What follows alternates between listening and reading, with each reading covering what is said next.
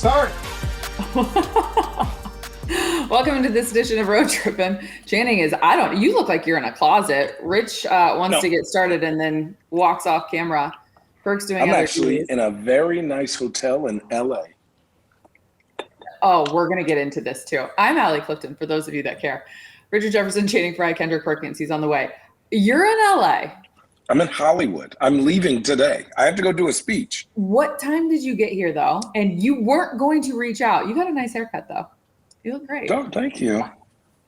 Thank you. I just get haircuts every couple weeks. You know, I like to look young and luscious. And that's what's going on?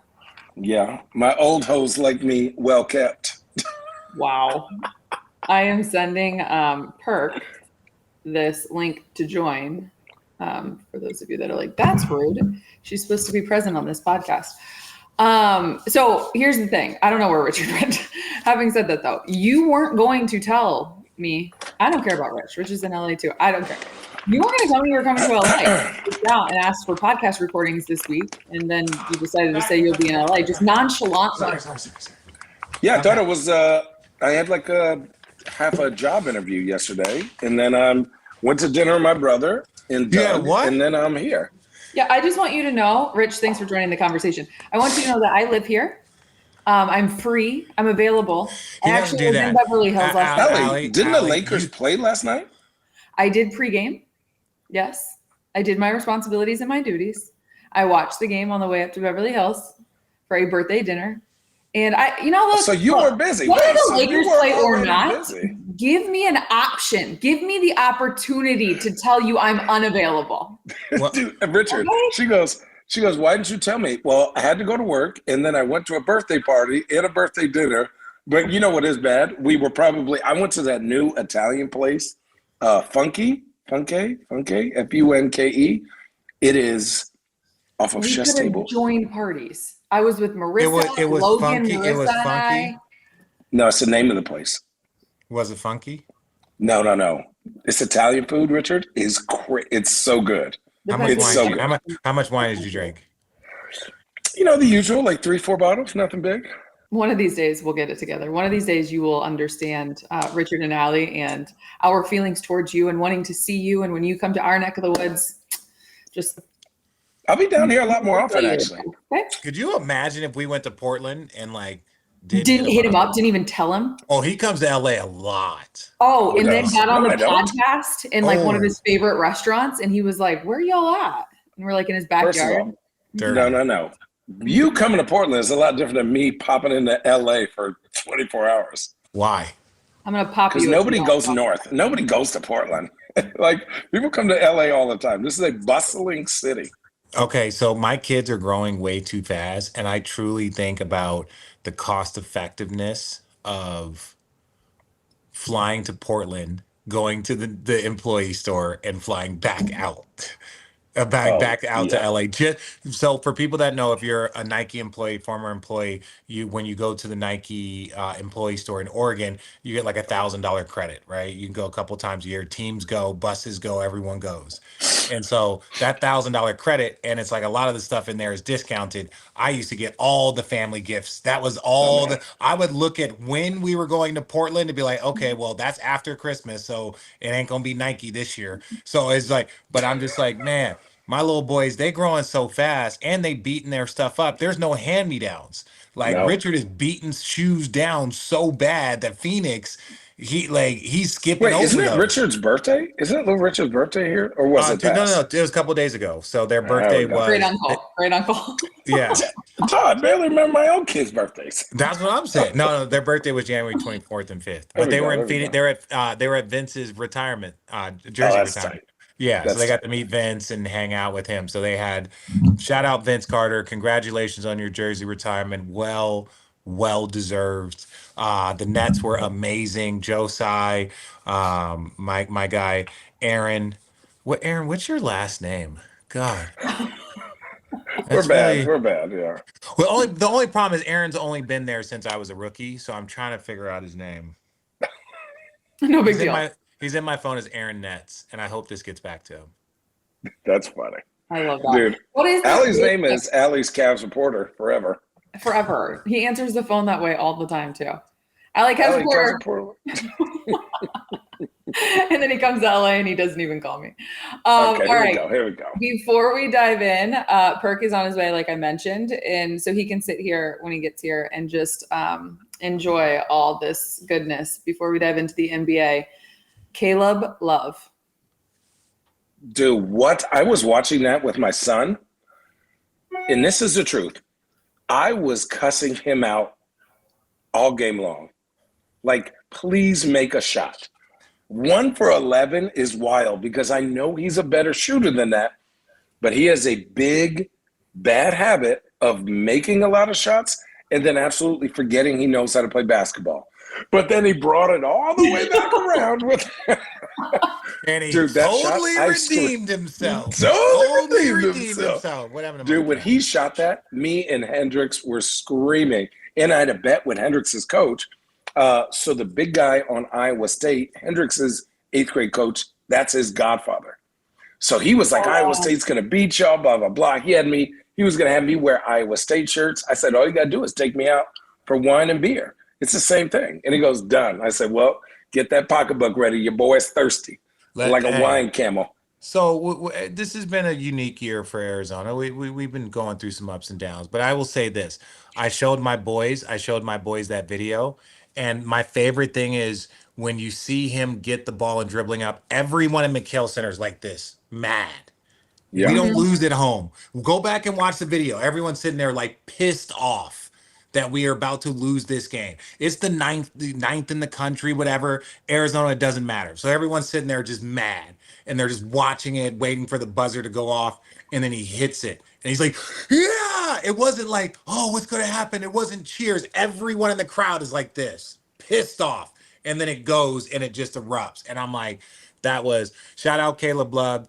Look, he's won stuff. He's this, he's that. To hit one of the most iconic shots in the history of McHale Center. Oh, it's crazy. You are a part of Arizona lore forever. Wow. That shot and that against a top 10 team in the country, that shot will be on a picture somewhere. I was going to say, for sure. Don't discredit Iowa State's number 3. They were number 3, not number 9. They were number 3. Dude, their guards are so good. Hey, Channing, Channing, we won an overtime game with a half-court shot. Did they rush the floor?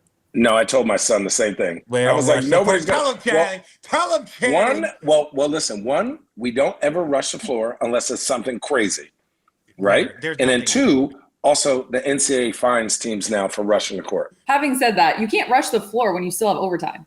He didn't win the game. No. Even when we won. But I'm saying even after the overtime. So even after the overtime, like the excitement bubbling over from a half-court shot, all that stuff, that's not what we do. We expect to win at Arizona. We prepare to be good teams. Channing, is it the shot of the year? Is it the shot of the year? Easy shot of the year. Up for an ESPY. Easy shot. And they win the game. And he was fucking broke. He was broke. Broke as a joke. Let's go. Do we get Elijah Arenas? Ooh. Yo, you said Alijah Arenas? Yeah. I called his game last year at the state championships. He is on another. He's a specimen. Well, he's a specimen and Gil's psychotic. He's got like Gil's psychotic. Gil. No, but I say that Gil's psychotic is that as crazy as fucking Gil is, his work ethic is probably, in my opinion, top 10 of people that I've been around. Like he was a gym rat, like top 10. Big Perk in the building. Literally in the building. Okay. He's on the phone.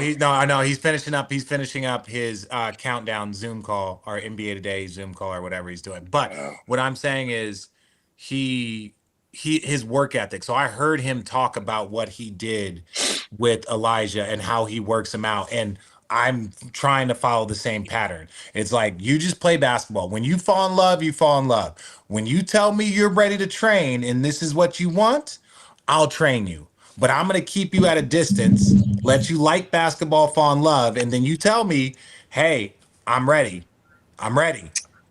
Then it's like, okay, I'll wake up at 6 a.m. and take you to the gym, and I'll show you what it takes to be an NBA player.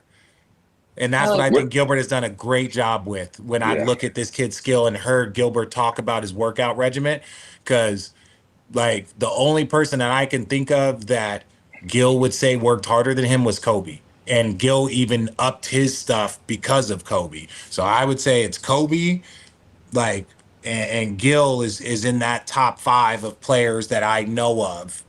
Allie, they had to lock him out of a gym because he was like, you know what? I'm going to make 10,000 shots this week.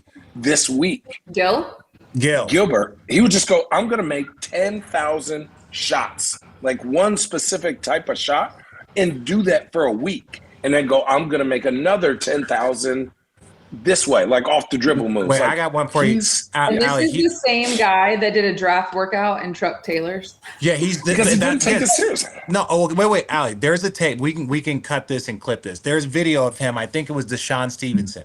He said he would beat him. Gilbert would beat him shooting one-handed college threes, and he could shoot normal NBA threes. And Gilbert shot one-handed one-handed college threes and beat him. And I say that to say is that Gilbert trained that much that for him that was a normal shot. Like he could do all of those things. Like I'll give him credit. I was more normal. He had a better work ethic. I will give. Well, and again, not even better work ethic. He was obsessive. One of those obsessive. He's obsessive. Yeah. Like he lived in a gym. I remember one time in college, it was late at night and I wanted to go get some shots up. The lights weren't on at McHale Center, and I heard somebody in there shooting, and this dude's in there shooting, and all you hear is a couple dribbles, and I mean, it's dark, right? It's dark. So I'm like, who the hell is this shooting? And I see it's Gil. He goes, well, if you can make it in the dark, you can make it in the light, and proceeds to do as I stretch out, waiting for the dude to like turn on the lights for 10 minutes. Maybe misses one. Now, this is his rookie year.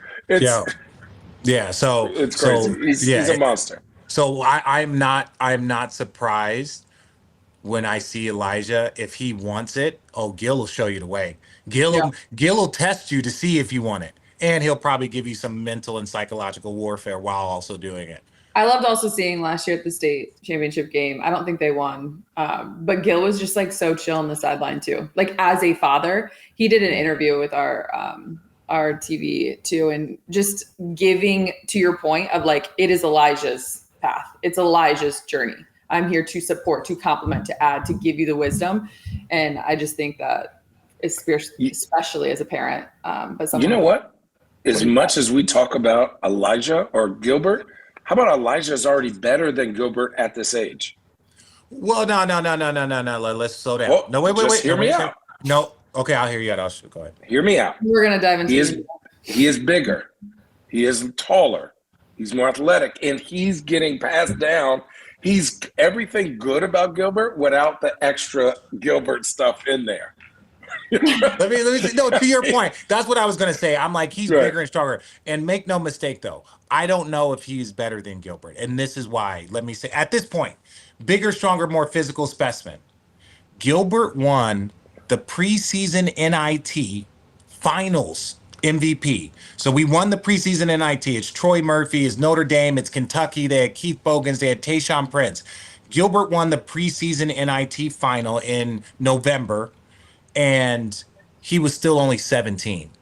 He turned 18 in that January. Gilbert didn't turn 18 until January of his freshman year. So at 17, he was already one of the best players in college basketball. Gilbert was different, man. Now, he didn't learn how to shoot, and he didn't become that scoring monster. He didn't become hibachi till he got to the league. But the way he knew how to hoop, he was one of the best players in the country as a freshman. That's why people transfer. He made Ruben Douglas transfer. He made Lou Record transfer. He came in there like, yeah, we got to go. He made 2 people transfer. He made a guy that was a freshman with me and Luke Walton and Michael Wright. He started as a freshman. Gilbert came in. He transferred out before the season started. Literally all I have to do is say Arizona Wildcats, and we have 20 minutes already of a podcast. Love it. Shout out to Caleb Love in the shot. That was incredible. All right, moving to the NBA as we see our fearless leader down here, Kendrick Perkins, working the lines. Is he making trade calls? Is that what's going on? No. He's checking on the next his next breeding pair for his fluffy pugs that he has. 8 days, I believe, until the NBA trade deadline. Listen. I want you guys to, who is moving, where to, questions, comments, concerns. Has something hit differently since last week? Is it De'Aaron Fox news? Is it something with Jimmy Butler? Who wants to go first? I got my shit. Who wants? Are you ready to go first? I got my let shit. Richard go. Oh, okay, yeah. This is more of a broader thing. The trade deadline, in my opinion, is when the NBA season starts. That, like, when we get into the trade deadline, that's when all of the gossip, that's when all, the Super Bowl's done, football, they're king, respect. But then you start to see the NBA's different. Our social media, the clicks, the energy, like the fan base is and it all starts at the trade deadline. And then it just goes ham. So I'm excited about that. That's the part, is like, to me, I think that's when the NBA season gets that big kind of boost of focus, kind of like Christmas Day. And the trade deadline, like when De'Aaron Fox says that, and he's a Rich Paul client, you know something's going to happen. We got the beef with Jimmy Butler. We got Pelicans that should be selling. We got Chicago that should be selling, right? Like there are some teams out there that got peace. Lauri Markkanen, he's still available. Like there's a lot of things out there, and you got some teams too that are in that middle space that are looking at it from a standpoint of Warriors. I think they got bigger issues. They're more than like Lauri Markkanen in a way. But when you look at like the Lakers, Minnesota with Julius Randle, there's all of these things that are bubbling that every fan base is going to be looking for something here in the next couple weeks. Let me give you an exchange from the outside really quick, Channing, before I toss it over to you, because I also want to know, like, what's the most intriguing one that you would like to see happen. On First Take this morning, Mad Dog apparently said, I don't know what San Antonio has that will make the Kings happy. Virtually nothing. To which Shams responds saying, the Spurs have up to 9 first-round picks. They have a boatload of second-round picks. They have pick swaps. They have young talent. Hey, Mad Dog, I love you. Mad Dog, absolute legend. Richard Jefferson here, long-time listener, first-time caller. Mad Dog, I know you're a legend. I won't talk about baseball if you settle down with the basketball. I promise. The Spurs have so much. It's ridiculous. That young man Castle, he's different. They got Vassell. Devin Vassell. They got Vassell. They got, like, now these guys they're not as sexy big names as, like, but if you know basketball, those are 3 pieces that any championship, any playoff team would want on that roster. Vassell, Keldon Johnson, and Castle are 3 players every team in the league would take, especially in my opinion, at their price points. So, and then you combine that with all of the assets that they have accumulated, they have a wealth of players, young talent. I personally would struggle to give up Castle. That's how good he is, Mad Dog. I'm just talking straight to Mad. I would struggle to give up Castle because I truly believe he, in 3 years, he could be a bigger, stronger version of De'Aaron Fox. And I've seen this young man play in person multiple times. Interesting. Channing. Well, Jalen John. So, like, I'm gonna just pick 2 or 3 teams. I'm just gonna focus on them. Teams I think are sleepers. The Hawks, right? What do the Hawks do now? Your star player next to Trey is done for the season, right? What do you do with Clint Capella? What do you do with DeAndre Hunter? What do you do with all these? Do you keep going for it, or do you finally blow it up and work through these young guys, right? And so the Hawks have had a great year, but they've had a great year with Jalen Johnson. So for me, I think the Hawks should be different, like buyers and sellers. They should be a lot more active, okay? The Portland Trailblazers were on TV last night, got a big win against Milwaukee. Are you going to give him some love? Are you going to turn around? Yeah, of course. Well, no. I've said that, listen, you got to get DeAndre Ayton out of there. You got to get Jeremy Grant out of there. You got to get Anthony Simons. Dude, Scoot's been balling. Shaden Sharp's been balling. Nawara. Denny Wait. I know, I'm with you, Kenny. Yeah. I'm with you. All I'm saying, agreed. I want you to finish your point. don't you feel like they're so far away? Like they're so far away. They're not good. So it's like they're not like trying to like adjust their timetable. Those guys are, you think that they should trade those guys and collect assets and just go super young continuously for like 2 more years? Correct.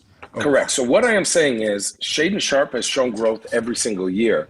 The culture of those younger guys, you can add better vets that are actually going to add something to what you're building, right? Scoot is starting to feel good about himself. Denny Avdia is starting to feel confidence. Like Clinton is the best rebounding rookie we've ever seen. This is a fact.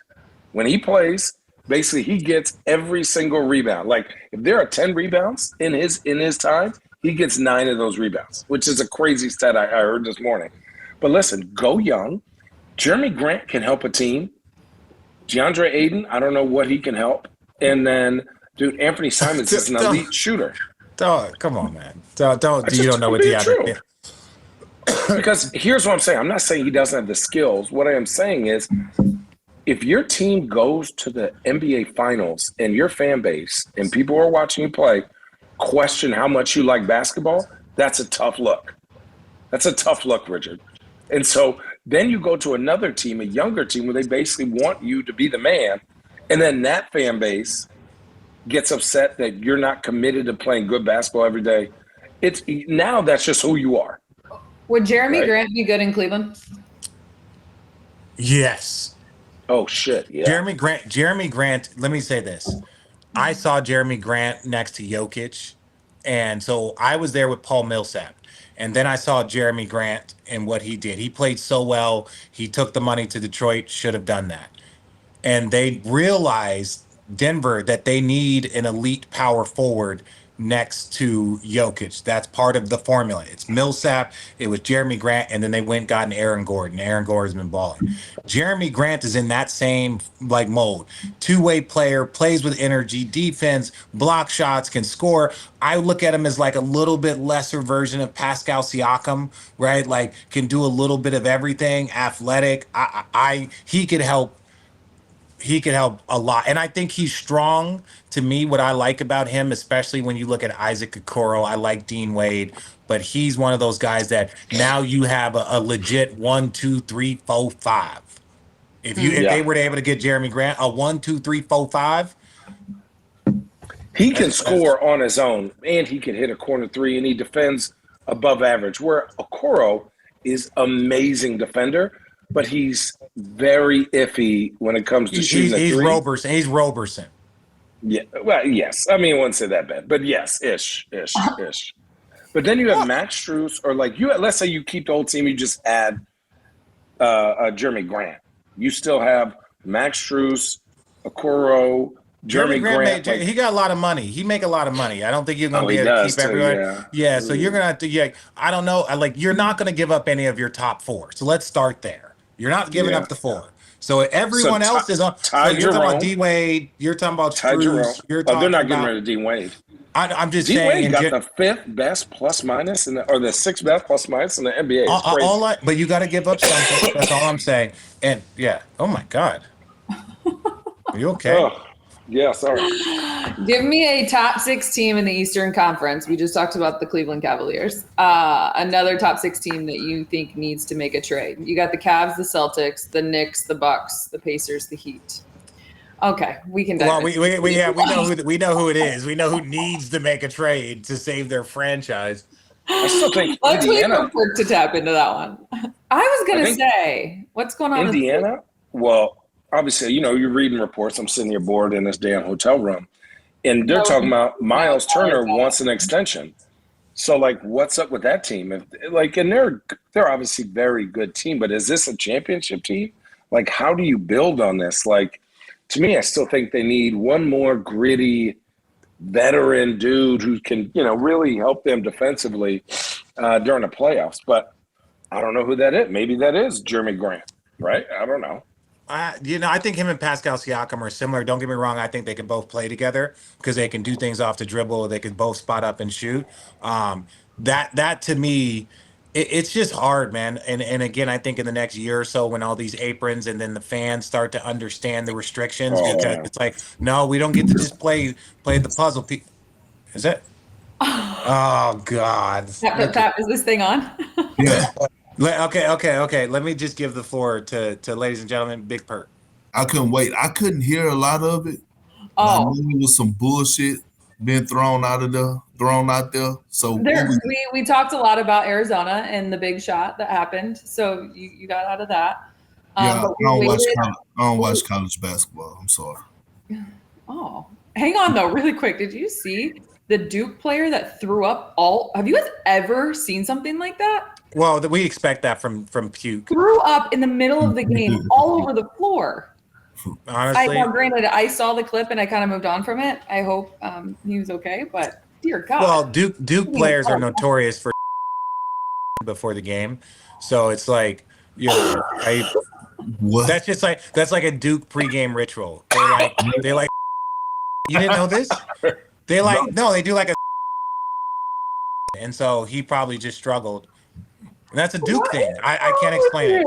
That's a Duke thing. Questions, comments, concerns. Perk, the trade deadline is 8 days away. Rich decided to chime in and start the conversation, just saying that he thinks the NBA season starts with the NBA trade deadline. No, I'm saying when I say start, I didn't say start. I say that's when all like no, hear me out. Super Bowl ends. Okay, football done. We still got games. But then when that trade deadline hit, everybody goes nuts. We do a 4-hour special on ESPN. Like that's when the NBA is like the focal point. That's what I'm saying. We just talked about Jeremy Grant to Cleveland. So we want your thoughts. You have a player, you have a team. Who you got your eye on right now? So I'm looking at the Warriors.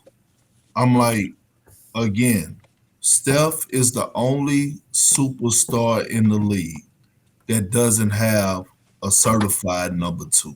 He doesn't have a Robin. AD and Braun, Book and KD, Giannis, Dame, Bronson, Cat, Tatum, Brown. Like everybody have a guy that could go out there and get 40 if they're having an off night. Steph don't. And I just don't understand what are the Warriors thinking? Like Steph is not going to be that guy that's going to go out there and say, hey, go to the front office and say, hey, what the hell we doing? He showed you that he's committed when he signed the extension this summer. Channing. What? It sounds like what are you doing? Allie's laughing too. It sounds like bro, somebody's getting slurped off. Yeah, bro, back. you just over there chewing. No. Look, we're gonna edit this out. We're gonna edit this out. I'm just saying all of that's being picked up. So it sounds like someone's giving Perk head, because when you look at her, she's not like it's literally bro. This is all we're hearing.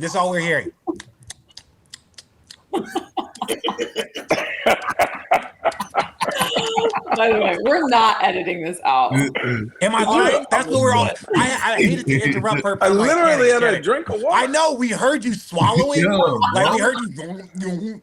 Damn, these are good headphones. Yes, I'm just telling you. You can mute yourself, eat and drink all you want. Continue, Perk.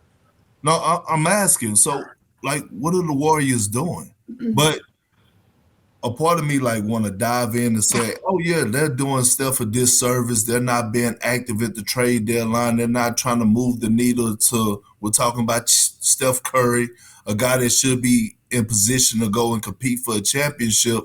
But then I had to think about it. What the hell is out there?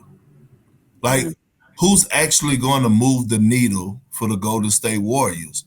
Is it Jimmy Butler? No. Right? So if you're the Warriors, do you stand pat, ride the season out, and wait for one of these big name guys to get pissed off and say that they want out? Maybe a Giannis. You know what I mean? Because I'm just saying, if Milwaukee doesn't make it to the conference finals, it's a failed season, right?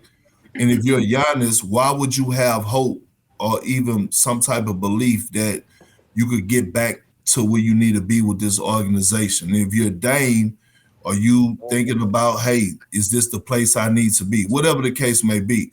But if Giannis get pissed off, and he's been throwing it out there, he's been shooting subliminals. That's the only guy that I could see come available that could actually move the needle with the Golden State Warriors that'll pair alongside Steph Curry. I can see this, but and I can see 100% what you're saying.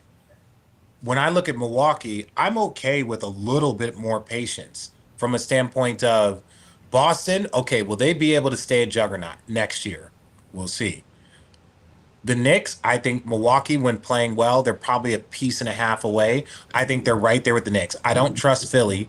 Cleveland, like I like where they are. I think they're in the mix. So to jump and go someplace else, you would also have to hope that it would be not a lateral move, as in we're going to a top 3 team in a conference. I'm going there to send them over the edge, a la, what KD did. Not like that, but just like I'm not going and making adjacent. If you leave Milwaukee and they're a top 3, top 4, you go over to the Western Conference. Now you're just going to a top 3, top 4. So you're just changing your location and you're still in the same situation.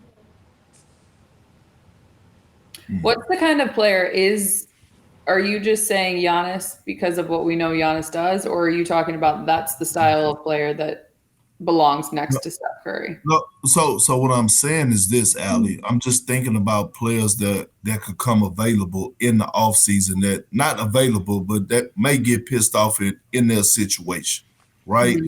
Yeah. What player is going to be out there that might get pissed off and asked to leave that could actually move the needle? I don't see no one. How long do we have, respectfully, how long do we have of Steph Curry? That's it. That's what I'm saying. So, he's getting older. He's not young. Fuck. Yeah. I mean, what we doing? Well, I'll say this. No, I'm going to say this. Now I'm unmuting myself. There's a lot of things that are against the Warriors. And one thing we're not talking about is they're not going to get another star to go play there unless they fit into a Draymond or Klay Thompson role, a la Buddy Hield or Wiggins, right? That system in Steve Kerr, that system is built for Steph. It's built around Steph. It's built for Steph. I don't see very many players other than maybe a guy like Vooch, right, who has that high of a skill set to play within that system. And then secondly, are you committing to Steph more years? Are you just going to keep committing to him, more and more people, and get into the apron when realistically, like Perk is saying, there's not 1 or 2 players you could just go get, and all of a sudden now you're better than Dallas or OKC or the Cavs or Milwaukee or New York or Boston? It's tough for me to – I think they need to do the Dallas thing. It's just you tell Steph, hey, you're here as long as you want to be here, but we're going to be bad. We're still going to run your numbers up. We're going to be bad. We're going to get a pick. And then as soon as the pick is here, we're going to give you your farewell tour and thank you for your time. Wow. You think Steph okay with that shit? No, I'm saying who else is he going to get? I mean, it's the only way. Wait a second. It's the only way. I'm not. Listen, I hear your opinion. I'm merely stating that I feel like they still have Wiggins. They still got Draymond. They still got Steph. Kuminga, I think that's a piece for them. I know that they're in a tough spot, but there was a lot of conversation. They tried to get Paul George. Which again, people can have their opinions. I think they've tried to get Lowry Markkanen. They've tried to, and I think if they added a Markkanen, to me, that now when healthy, they're a top 16. If you add another all-star, that number 2, and he's very similar to where he's a matchup nightmare, perimeter, post, inside out. So he's a 7-foot small forward. So you combine that with Steph and Draymond in that space, I do believe that now they're a top 16. I believe that. So to all of a sudden just cashing in, Steph Curry's an economy, Channing. He's like Bron. He's an economy. You don't just give away an economy and say farewell tour and go. You milk that till there's nothing left to milk. That's Richard. That's what I'm saying. I'm not saying just tell him to leave. I'm not telling him to leave. But what I'm saying is, hey, we got to rebuild. Kuminga, No. Ahmed Thompson is what everyone thinks Kuminga should be. That's Okay, not Kuminga true. is not Ahmed. How is it not true? How is it not true? Name me one player that they've drafted that has developed within that system. None. That's my point, Shannon. Okay, no, and my point is they got to find somebody who can develop within this system while Steph is declining. No. Are we not saying the same thing? No, we're not. If you go and get a fucking player like Giannis, then the system change.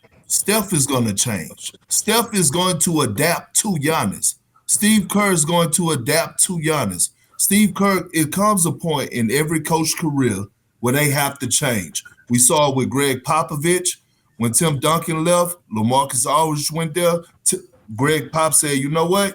I got to change my style. I got to change up of who I've been. We saw it with Rick Carlisle. Rick Carlisle, when he left Dallas, he had a horrible name. No, you couldn't go ask no former player that played for Rick Carlisle like to say anything good about him. Now all of a sudden, you're watching a Pacer team get up and down. You're watching them have fun. He has changed.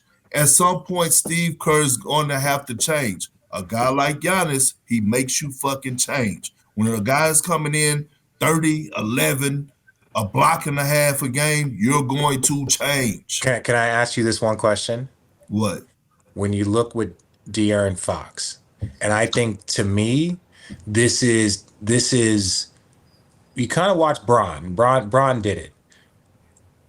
I think if you're an older superstar, right, or if you're in like that middle prime of your career, why would you go to a player that maybe has three? You know what I'm saying? Why wouldn't you go De'Aaron Fox and say, who's the young stud? Okay, I'm going to Wemby. If you're Giannis, like Steph, you're basically saying that like Giannis probably has 8 years left at being like elite all-star level. Let's say Steph has 3 to 5. Why would you go adjacent, right? Where you're like, oh, I'm going to go this guy. Now I have a 2-year window. Because when Steph retires, now you're back searching again. LeBron joined up with those guys, and then he joined a young Kyrie and a young Kevin Love. Then he left them and joined a young AD. Yeah, and joining the young group is where to go. Yeah, and guess what? When he joined the young AD, guess what it did for Braun? It gave him more life. That's why he's fucking still playing at a high level. So why would Giannis go to an older player like Steph? No, I'm saying, but I'm saying, who's to say Giannis is not going to have that same type of effect on Steph, where it gives him more life? You see what I'm saying? Yeah. Look, I'm not trying to drop a fucking hot take here. I'm just saying, if we look around the league and you looking to see what guy could be an upgrade for the Warriors, it's the only person that makes sense if they have a failed season. Well, Giannis says there's no failures in the NBA. So if they don't accomplish their goals, is Giannis Antetokounmpo. Because Joel Embiid, I mean, let's go there next. Oh, let's go there next. Jimmy Butler in Philly. Swap for Paul George. What'd that do? Where the hell is Jimmy Poor Butler Maxey. going? Poor Maxey. You know what? He just dropped 40 on the Lakers last night without Joel, without Paul George, without Caleb Martin, without Andre fucking Drummond. What do you mean? How the Lakers lose that game? Ew. Back to back. We'll, second night. AD went out. Some real I know AD players didn't play around any. What? Jimmy Butler. Let me ask y'all a question. Jimmy Butler to Memphis makes all the sense in the world. Totally. If Jimmy wants to win, like you go to Memphis and look, Ja misses too much time. But look, sources tell me you don't even have. Let's have a hard conversation. You don't even have to give up the core. They telling me, look, you don't have to give up Desmond Bain. You don't have to give up Jaren Jackson Jr. So now they're good. That's a good team. That's a good team. You add Jimmy to those. That's a better version of Dylan Brooks, in my opinion. Right? It's a better version. I'm saying like not comparing, but like that's the role that it's kind of like the Harrison Barnes and then KD. It's the Jimmy Brooks or the Dylan Brooks and then Jimmy Butler. Like he's that hyper. Jimmy is that fourth quarter when it gets grimy that can score in the half court for them and be effective in tough playoff situations. I think like with spacing, he would be great there. The good Jimmy would be great there. Can we have a real conversation about Ja Morant? We having conversations. Tell him, I know, I know he's been hurt this year. Now, and I'm prefacing this. I don't know if Ja is looking like Ja this year. His numbers are very. Hold on, Shannon. We can't do this. How can we not? No. We cannot. How can we not? We cannot say his numbers are not looking like for the simple fact. No, because Jaren Jackson Jr. numbers are looking like whoa. Because he has to. No. Wait, John. Just be clear. 24 and 8. Yeah, 45%. 31% from three. What is now he they at? are down. They are down from we're talking about his third year. It was 27. Fourth year 26. Next year 25. Now here's his where numbers are down. Yes. Now here's why I'm saying this is he was one of the guys that we said he might be the next thing of the league. He might be the next face of the league. Obviously, last year he made a lot of bad decisions. This year it's a completely different team, and this team's third. And he's been on and off. He's missed a bunch of games already. I think he's missed 18 games. And his numbers are okay. He played 9 games last year. He played 9 games last year. No. And that's his fault. But also, let's look at his game numbers. 67, 63, 57, 61. Let's throw out the 9. And now this year he's at 28. Like, typically players don't get more healthy as they get older, right? And I don't mean that like, I'm not saying that you can't correct things, but if you're consistently missing 20 games a season, 15 to 20 games a season, and even now at this point in time, he's missed a substantial amount of time. I'm not saying that Ja's not that or that he's not going, like he played 9 games. I think he's going to elevate himself after missing so much time. But like, he's still in a space if he's playing 60 games a year. That's what we can see. That's what the numbers say, not me. Yeah. I just don't think you throw out the 9 last. Don't throw that out. You don't do that with other players. You can't just throw it out. You have to understand. The reason why I'm saying that is I feel like when we look at this team, we still say, oh, this is Ja's team, right? And for me, we need to have a very serious conversation about this is not Ja's team anymore. This is Jaren Jackson Jr.'s team. This is 100% his team. Well, he's a defensive. No, wait a second. He was a defensive player of the year. He's an all-star. He's this. That engine is not run by that engine. When that engine he's not is even buzzing, there. When it's buzzing. Okay. So it's buzzing 2/3 of the year. Okay. Yeah. Okay. So 2/3 of the time your car starts up. What happens? Like that's a shitty car. Shannon, where you at? I'm in LA. Why? You in where? Yeah, say it, Channing. He's in LA. Didn't hit any of us up. That's crazy. That's crazy. But I'm leaving today also. As expected. That's the shit you'll do. As expected. Here's the thing. How many games Ja played last year? 9? 9. And Memphis finished where? Their whole team was blown up. Hold on. They blew the team up. Hold on. Stop it. You can't use that. Yeah, I can. No, you cannot. Desmond Bain Bain had a bad injury. Jaren Jackson Jr. bad injury. This is why I can. Because if you say that Jaren Jackson, replace him and say, you know what, Ja, last year you played the amount of games Jaren Jackson Jr. played, and say Jaren Jackson Jr. only played 9 games, I guarantee you that they would at least been in the play-in tournament last year. That's how much Ja Morant moves the needle. Can we give him credit for making guys around him better? Like, we talk about sacrificing. It's hard for young guys to sacrifice, right? You want Desmond Bain to shine. He's doing that, right? You want Jaren Jackson Jr. to shine. He's doing that. Like, Memphis is what, 3rd in the West? Mm-hmm. Yeah. Man, they have a very good team. 7 and 55 last year. They had so many injuries. They were 27 and 55. 27 and 55. 13. They had a lot of injuries. They had a lot of injuries, and then they shut down their team. They had a lot of injuries, and they shut down their team. That's how they got Zach Edey, who low-key is a goon, and I love it. We finna Hey, finish up. he be elbowing people square in their face and look them dead in the eye. It is hilarious. I want to finish on a etiquette thing of the NBA, but before we do, is there anything that has your panties in a bunch that we've missed? Like little trades. Oh, Just Hey. Shannon chewing in our ear and swallowing. my bad. Hey, Tibbs going to that 9-man rotation, been balling. He been balling. Hey, he must have listened to us. Somebody must have said, "Hey, Tibbs, that's But enough." why? But that's the thing. We're That's not enough. criticizing Tibbs.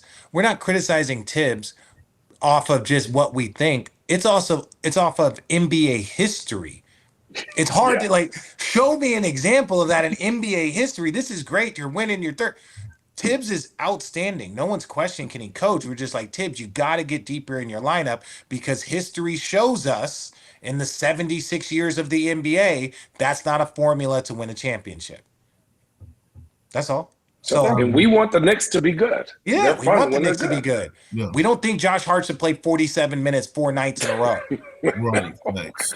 What? Facts. So That's crazy. So we have real conversations, right? You want us to No. have a real conversation. You know what Yes. got me hot, Allie? Please. I knew there was something. No one is talking about Bam Adebayo. Why? Oh, 15. Because they're talking about fucking Pat Riley and Jimmy Butler and I Kevin know. Love. I know, but his production, 15 and 8. 15 and trash. 8. 15 and 8. Like we just think like we were talking about Bam as one of the elite bigs in the game. We watching all the bigs. 15 and 8. 15 and 8 is That 15, shit ain't that ain't fucking look, playoffs. all kidding aside, I did 15 and 8 my second year in the league. Real talk. Janet, make that face, bro. We went to the finals. I was like 15 and 7 or 15 and 8. he just. So I'm just saying, like, and Bam Adebayo is an All NBA player. So I'm saying that if I can put up those numbers as a second year player, I expect better from Bam Adebayo. Now maybe he's not healthy. I'm not disrespecting Bam. I'm just saying those numbers are not they're not. He's playing. He's playing. He's Yeah, playing. don't say. He's If playing. you're playing. And if you would have asked me this question last year, I would have said hell no. But are you taking Şengün over Bam right now? I am. Oh, who wouldn't? See, but we wouldn't have said No. this wouldn't have been the answers last year. Why is that? This ain't last year. Fuck you. Because this ain't last year. I think You know? Bam is very, very good when he's, and this is no knock, when he is the third guy, he is a very good player. When he's the first option, I think that's just not how he's built as a player, right? I just don't think his offensive repertoire is up to par. Like, why does he shine on the Olympic team? Because guess what? Nobody cares about numbers. He's going to defend his ass off. He's going to lob threat. He's a very simple offensive guy, and defensively, he's great. But in this day and age, that Ware kid is special. Yeah. I think he's going to be a lot better now with playing the 4 instead of the 5. So Bam is an all-star caliber player, not an all NBA player.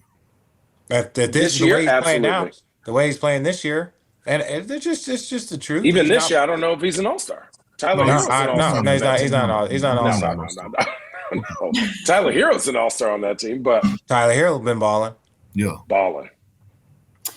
I want to end this episode with a take that I feel like we've like visited over the years here on Road Trippin, and you guys have stated your piece with it. But I don't think you can ever talk about it enough. And Rich, you put it on the text chain the other day. It's obviously circulated, especially Twitter recently. The incident with Bradley Beal, his wife, and the kiddo, their kiddo at the game, and just the fan interaction.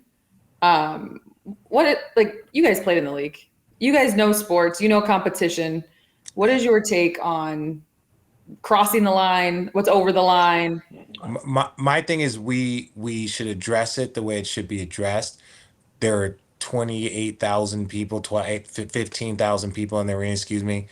If one disrespectful idiot, and he was kicked out, support it and move on. You send a message saying this is unacceptable, will not be tolerated. But like I'm not going to go crazy because one idiot disrespected one of our family members, his wife, his kid, him. Like, we don't play that game, kick him out, and we can continue to tell all the fans of proper etiquette. And even she said it in her message. I'm okay with boo, you suck, blah, blah, blah. But when you start berating someone and other people are stepping in to make sure that you're okay, the fan should be banned from the arena for life, in my opinion. Just ban, appreciate you. We'll send a message. Don't ever come into, if you can't be trusted to one, be respectful around kids and family, our players' wives, you are not allowed in our arena. I don't care if it's Bradley Beal and he gets traded, doesn't get traded. You are not welcome in this arena again. And if you are found here, it's trespassing. I mean, yeah, I'm all for, listen, you pay your money, you want to heckle away. But once you get to kids, like at a certain point, put the drink down and understand what you're doing, right? Like, I like getting booed on the road and, some fuck yous and this and that, and you suck. I'm cool with all that. The minute that kids are there, and obviously Richard and I are from Phoenix, the only reason them little boys are out was because it was mascot night.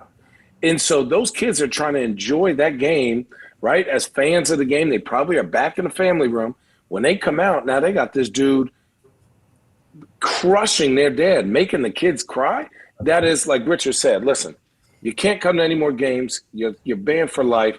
But, like, people, have some social wherewithal of what is going on and where you're actually pointing that voicing in that direction. I agree with everything y'all said. Here's a I feel like a solution, somewhat of a solution to the problem. I saw it with the Nuggets the other day. They have Jokic brothers in the suite. real talk, away from everybody. Yeah. Right? Smart. As an organization, like, just try to do a better job of just like protecting people's family. You're not going to protect them from everything because you have social media. Is more access to people and their families now. Like, we all have been through it. We all have been called names. We all have been told we suck, that we're bombs, or whatever the case may be, right? It's part of it. Number two, here's the thing. It's only going to get worse, right? Here's why it's going to get worse. Because sports betting is at an all-time high. Yo. Sports betting is at an all-time high. I know, like, grandmas and fucking aunties and the gas station that I go to, my God, Mr. Mike, he's fucking 70 years old. He fucking sports bet. Like, it's just part of it. Like, it's going to be part of it. You're right. Shouldn't you just say, like, I get that, but shouldn't you just be like, if y'all bring that in here with this energy, you will be thrown out. And that's the end of the question. Yeah, that's it. That's what I'm saying. Like, it's going to get worse. So that means they got to regulate it harder. Like, don't bring that energy in here because you missed a parlay, dumbass. Right? Like, like these companies, Vegas wasn't built on your ability to win. It was built on your ability to lose. So if you mad because of some shit, that's on you. Keep that out there or don't come back in here. Yeah. Also, are we protecting the fans from Jokic brothers? Or the opposite way around? It's both. Yes. No, probably both. Yeah, because the Jokic brothers have been known to thump a fool up. They will put their paws on somebody. So listen, we got to protect the fans from Jokic's brother. Listen, I know I think that. you both bring up great points. The whole like regulating and the solution, but also putting yourself in a position like Perk, what you mentioned, like putting them in a suite. Like being a little proactive with it, because the sad part is you don't want to be reactive in situations like this. Like Bradley Beal's 6-year-old son. Like, but that was at home. But they were at home. So even having your family, which is even worse. That's what I'm saying. So you can't say, "Oh, we got to put our families in a suite at home." Right. I'm not saying. Yeah. On the road, yes. Don't be in the crowd on the road. That's something that every player knows. If you do, keep a low profile, right? Like on the road is different. Especially in the playoffs. Especially in the playoffs. On the road is different. I don't recommend it. And if you are going to come, keep a low profile, right? Just because just different. At home, you should be able to live. Just don't be an asshole, okay? Just don't be an asshole. Don't be a Richard. To be kind. Don't be a Richard. Richard. No, that's another edition of Road Trippin.